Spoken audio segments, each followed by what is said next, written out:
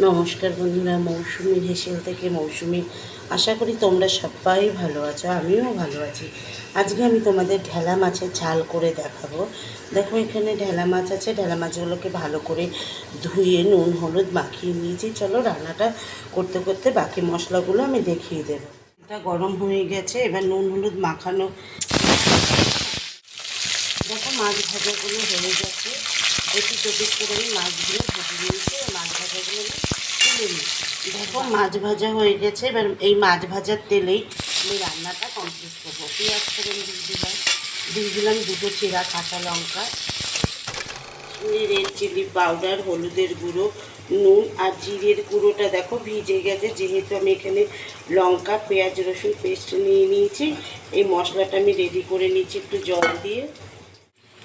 দেখো, পেঁয়াজগুলো ভাজা ভাজা হয়ে গেছে। এবার আমি একটা টমেটো কুচি দিয়ে দিলাম। দেখো, টমেটো কুচিটা দিয়ে দিলাম, দিয়ে ভালো করে আমি পেঁয়াজের সঙ্গে মিশিয়ে নিচ্ছি।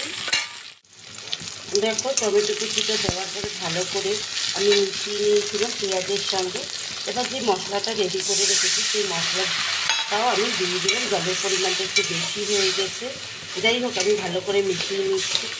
আমি যেভাবে করছি ঢেলা মাছের ঝাল, তোমরা ওইভাবে করো। তোমরা যদি ইউটিউব থেকে দেখো অবশ্যই সাবস্ক্রাইব করতে ভুলবে না। আর ফেসবুক পেজ থেকে যদি তোমরা দেখো তাহলে অবশ্যই পেজটাকে ফলো করো। ভাজা ভাজা হয়ে গেছে, উপর থেকে তেলে উঠে গেছে। আমি যে মাছগুলো ভেজে রেখেছিলাম ঢেলা মাছ, সেই মাছ ভাজাগুলো আমি দিয়ে দিলাম। দিয়ে ভালো করে মশলার সঙ্গে মাছগুলো মশলার সঙ্গে মিশিয়ে নিয়েছি। এবার উষ্ণ গরম জল দিয়ে দিলাম। দেখো, আমি ধনে পাতা দিয়ে দিলাম উপর থেকে, ধোঁয়ার জন্য দেখা যাচ্ছে না। ধনে পাতা দিয়ে ভালো করে আমি মাছের সঙ্গে মিশিয়ে নিচ্ছি। দেখো, রান্নাটা কিন্তু হয়ে গেছে।